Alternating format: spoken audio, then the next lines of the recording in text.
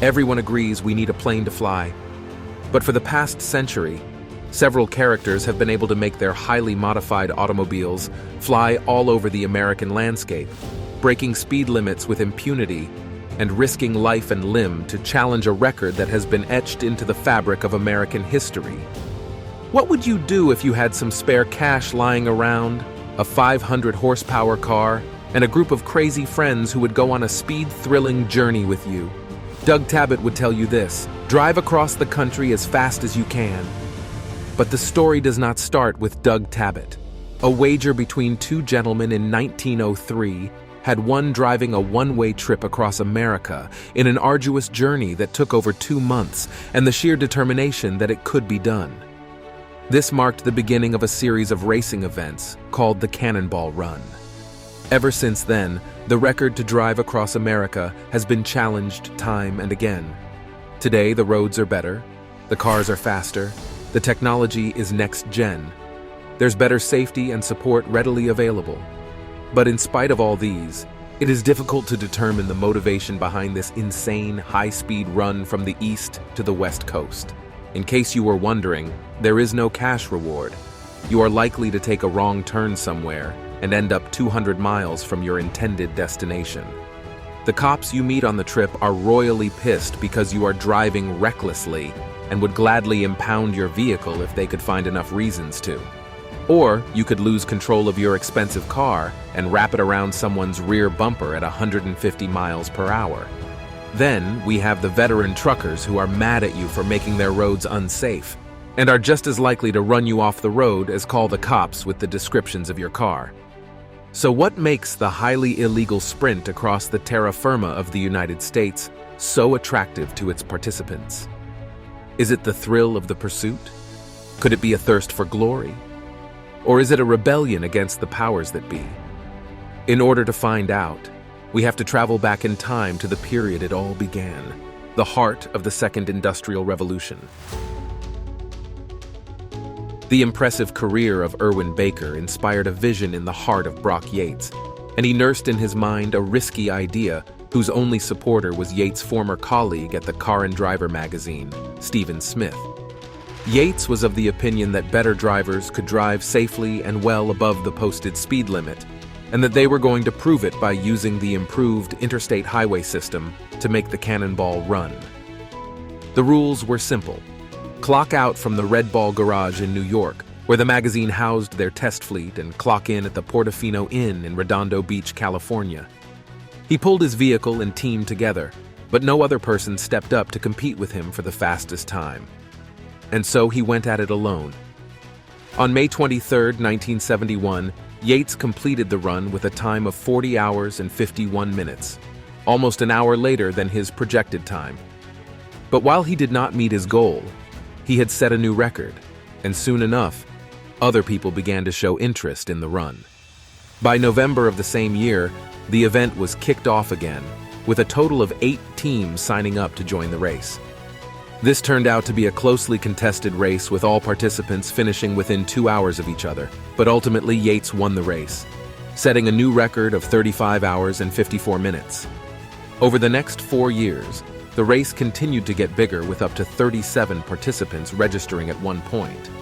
But in 1975, Yates put the Cannonball Run on hold due to military and economic factors at play. However, this did not last very long. The following years after the race was revived were exciting times for the Cannonball Run. New records were set by a difference of 1 minute, truckers kept interfering in the competition, and Hollywood made several movies out of the unsanctioned event. In fact, the whole scene became so chaotic that Yates was threatened with dismissal by the magazine if he attempted to organize another Cannonball event. He had to choose between his source of livelihood and his passion, and his choice shocked everyone, perhaps most of all himself. Despite the resulting challenges he was facing in his personal and professional life, Yates decided to make one last Cannonball Run, and this time, he teamed up with Hal Needham. News about the event had spread like wildfire. The police were setting up speed traps along the route. To beat this, Yates and his team had the idea to disguise as an ambulance, with Yates's wife pretending to be the wife of a senator fighting a lung ailment. They even hired a real doctor to back up their claim. Unsurprisingly, they were pulled over, but the team made a job of it, convincing the state troopers that they were the real deal. However, the ambulance van ran into several mechanical issues along the way, and Yates pulled into town to find that a new record had been set by a black Jaguar XJS with a time of just 32 hours and 51 minutes. While he did not win, this year's cannonball event was a resounding success. Yates stopped making cannonball runs sometime later due to personal reasons, but the fire of passion had been lit and would not be put out. Records were meant to be broken, and Rick Doherty set out to do just that. He created a new event and called it the US Express. It was one with far less media coverage than the Cannonball Run, but the response of enthusiasts who wanted to challenge the record was enormous. In 1980, Rick challenged the record in an RX-7, which had been modified with night vision goggles, a tuned-up engine, and even a radar gun.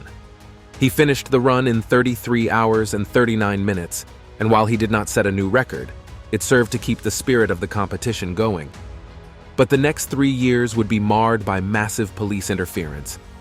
Every car that was even suspected to be a racer was hounded by uniformed men with the savage desire to end their run for good.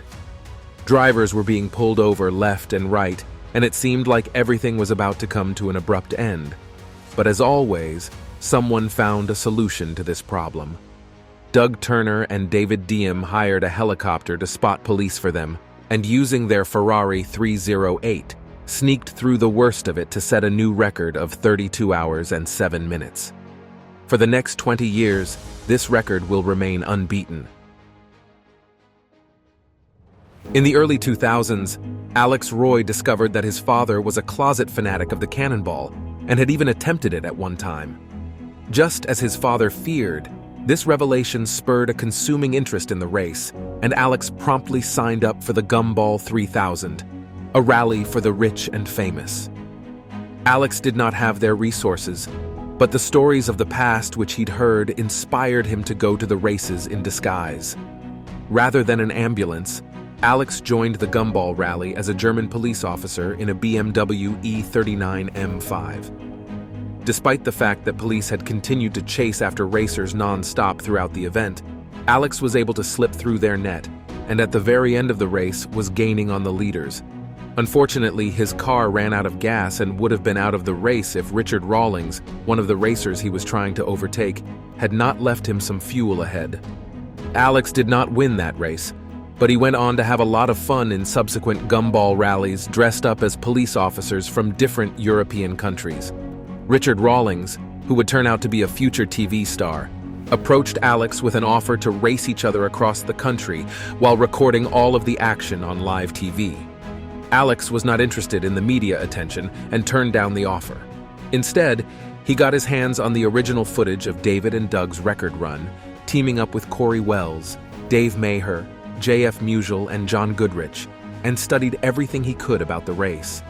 He attempted the race again and pulled a time of 34 hours and 46 minutes. It was a good time, but not good enough for Alex. He and his team spent hours poring over their footage and the data available to them, strategizing and trying to preempt every possible problem that could come up in preparation for the next run. They tried one run, which was sabotaged by a faulty oil filter. Undeterred, they tried again. This time with Corey Wells in the back seat, and JF ahead of them in an Audi A4 relaying updates back to them. Alex Roy and Dave Maher took the driving shifts.